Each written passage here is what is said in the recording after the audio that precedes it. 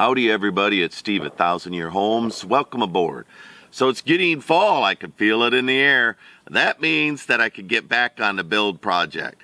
This summer I've been busy. Let's see, I've had surgery. I went and traveled to Portugal. I've done a lot of logging. It's been a good summer. But one thing that's going on, all my saws are inoperable. So in this video, we're going to take a look at redoing saw blades entirely. So this one, somebody ran without oil in it, and the chain is burned up now and won't take an edge. So I'm going to do that one. This little one's in good shape, but it's still the only saw that cuts, but you can see that the blade needs to be tightened. And lastly, this one here, if you look, the blade is completely failed on the bar, and a little rivet ripped through. So what I'm going to do in this video is just work on saws for the fall. So this particular one is already in parts, but make sure you pull the battery. Right? Like step one. But all right, so the bars, they have an orientation, and when you run them too long in one orientation, it actually wears the bar and puts a little edge on them, and I could barely feel it.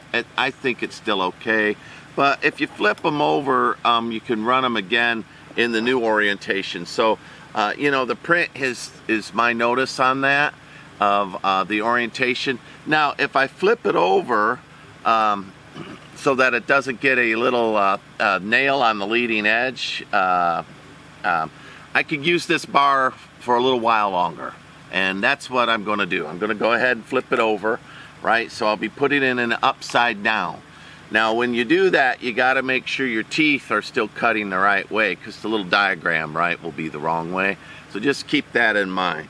So let's go ahead and do that. Now this is an 18-inch, or I'm sorry, a 14-inch bar. So I'm going to go ahead, I'm going to put flip this upside down and make sure I put the teeth on the right way. Let me show you here.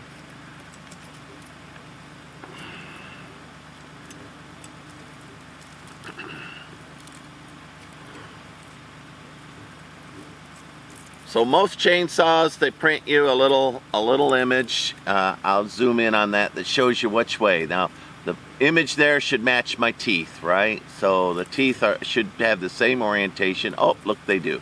Now I'm going to go ahead, I'm going to flip it over. And that means that my teeth might be running the wrong way. Let me look and see. So on your blade, you know, if you've been running that line for a while, I could feel it. I could take a file and file that a little bit. I'm not going to. I'm just going to replace this chain that's run without oil, and it's taken a heat that'll no longer let it take teeth. I've sharpened it a couple of times and it won't sharpen down. I'll save it. I could use it maybe for you know, a pole saw or something like that.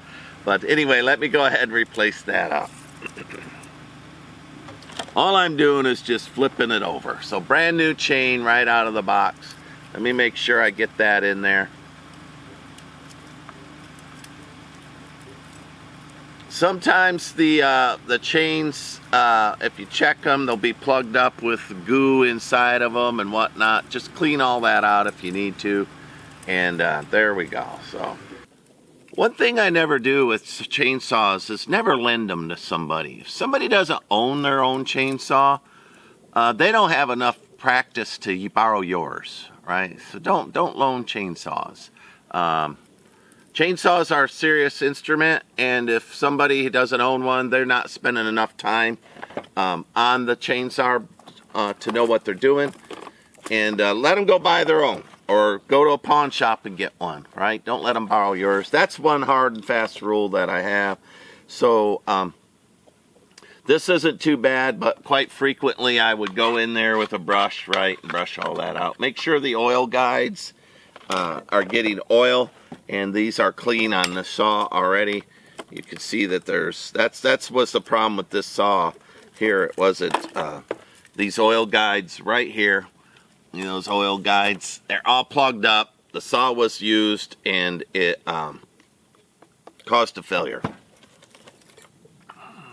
Alright, so there we go. And then lastly, before I use it, I will make sure, since I'm flipping the bar, that the teeth are running the right way when I go in there. So, you know, the bar just slips on just like that. That's pretty standard for all chainsaws. The chain goes around the sprocket there and through the grooves, and flipping it upside down is something you don't have to do very often. But this saw has been used for quite a few years, and it needed a little help. You might need to adjust that thread when you put a new bar and chain in, and move it back or move it forward to make it fit. And I'm going to guess that I need to move it back because the chain should be tighter, right? I'm going to move it back about halfway or so, see if it fits in that little groove. Most of the bars, if you look at them, they'll have a hole on both sides. So you can flip it upside down and drop that screw in there. So this one does. So if you ever run into somebody who has a chainsaw with the bar on upside down, they're probably not insane. They probably have flipped it over so that the bar can wear on the other side. And then I'll put a battery in this. I'll turn it on. Just make sure the teeth are moving forward and not backwards. Chainsaws have got to have oil, right? Right? Electric ones. Electric ones still get oil. So, again, the reason why I have to fix a saw like this is because I lent it out to somebody who doesn't know what they're doing. And it's a little dangerous to do that. People don't, if they don't own a chainsaw, they haven't watched a video. They think they just pick it up and, you know, away they go. And, you know, there's all kinds of important things they should know about chainsaw. The least of which is bar oil, you know, that you got to put bar oil in it. So I don't store these with bar oil because it will leak, and I don't want oil leaking all over my wood.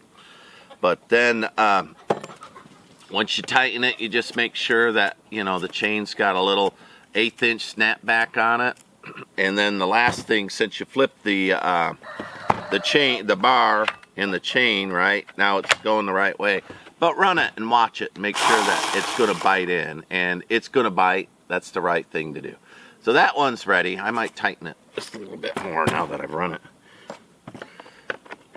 The other thing that people do, and I find, is they don't unloosen the bar bolts before they draw the chain up.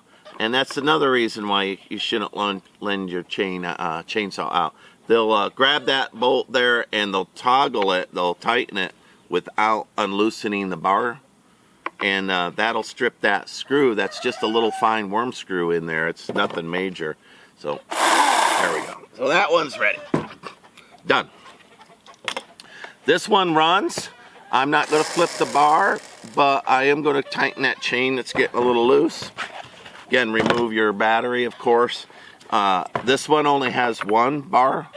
And this tool, I just buy them, right? They always ship these with a little teeny tiny, and that's fine out in the field, just a little teeny tiny bar wrench. But go ahead and get your ones that has both sides on it. And that way you can fix all your saws at once, your big ones and your little ones. So again, you got to loosen the bar to tighten the bar. And you can see right there I loosened it and it dropped, you know, a whole 1/4 inch. Now a branch would come down and hit that, and it would knock that chain right off of there is what would happen. So I'm going to go ahead and tighten that in front of y'all. Not real tight. You want to have a little, you know, 1/4 inch of play or so. I'm sorry, too much. An 1/8 inch of play in there, so it just snaps back in. But that way, you know, you can cut a few logs with it. So there we go. There's my second saw fixed. Now this big saw here, you can see that there is no fixing. The rivet failed in the front for the gear drive and pulled back. and you know, long time of pinching and whatnot. I'm not going to try to save this chain either. I probably could. It might be a newer chain, but since it's been messed up, I'm going to worry about the teeth being bent on it, and that it not having good teeth that go easily around a sprocket. Well, that's not worth it, right? It's not worth the tension on your saw, causing problems with it. So I'm just going to replace the chain and the blade. They sell them bundled. And the name brand of saw blades that I like is the Oregon brand. And, you know, it says what size it is, 18-inch, right? This is an 18-inch. It'll tell you what ones they match, right? They're almost all interchangeable still, Oregon. Almost all of them are manufactured the same down here, but not all of them. You do you. So, and it comes with a brand new blade. Now, you could get a blade that's for fine cutting, and you could get a blade that's for rough. So, for logging, I get the rough, right, the rough tooth on it.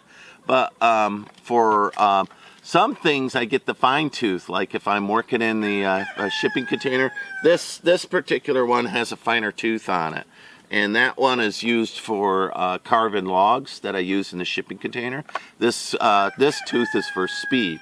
So that's a little tip that you can learn too, that not all chains have the same tooth. They have different purposes. And some are for rough cutting lumber, and some are for doing fine work with a chainsaw. They probably have carving blades, I bet you too, the guys that do the carving. I don't know that for a fact, because I don't carve with well, other than the logs on my house, but I'm not like carving bears and stuff like that with a blade. So I remember when I was a little kid, I was 10 years old or so, and I told my dad I wanted to learn to use a chainsaw, and he said, no, I can't let you do that. It's you know, chainsaws are a big deal. And I said, sure. And then I stole the chainsaw, went out in the woods and used it anyway. And I was quite a child. And I came back in, and I had cut the right logs out in the woods, ones my dad was working on. So he went, you did all right? My dad was a seasoned father by that time, accustomed to kids doing whatever they wanted, but certainly I was too young.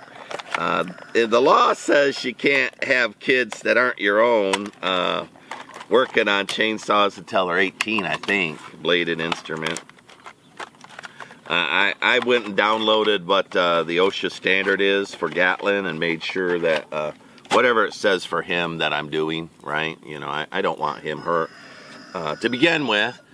And I think my dad was probably right. Definitely 10 is too young to have so much. And, you know, I shouldn't have gone out in the woods and done that. And it's a whole different era of self-reliance, you know, and I don't know. Kids back then wanted cars to get the hell out, and it was just a different world. But I certainly want to do that now. Anyway, I'm looking to make sure my teeth match this blade. It's a new, right? It's new. So let's go ahead and finish. I'm going to take these bolts all the way off. I'm going to remove the cover, back the screw, because I know the new blade and chain's not going to be stretched as much. And then put that on. And my ryobi will have an Oregon blade. So now it'll be now people will complain about me having a green tool out here. Listen, this thing has cut a lot of wood, y'all. A lot of wood. And the saw is still doing okay. Remember I told you that story about somebody, you know, not knowing how to unscrew these? And that is indeed what happened. And they broke this cover off here, this worm gear here, because they didn't unloosen these before they tried to take the slack out. I know you won't be able to see it, but you know, it's those little screw here is like 3/4 of the way up. I'm going to crank it about halfway back, and then it'll be ready for me to install or so. But if you don't undo those bolts, it will strip out this worm gear, and so it had wrecked this saw. But fortunately, I I don't know, I went online and eBayed it or something and found this cover plate and installed a new cover plate, and the saw is still just fine. The teeth here are a little bit worn out on the sprocket, not too bad. Remember I told you that the oil ports can get plugged up? Do you see all the wood chips in there? Go ahead, take a minute and get rid of those and make sure that the thing can weep oil on onto the chain. All right.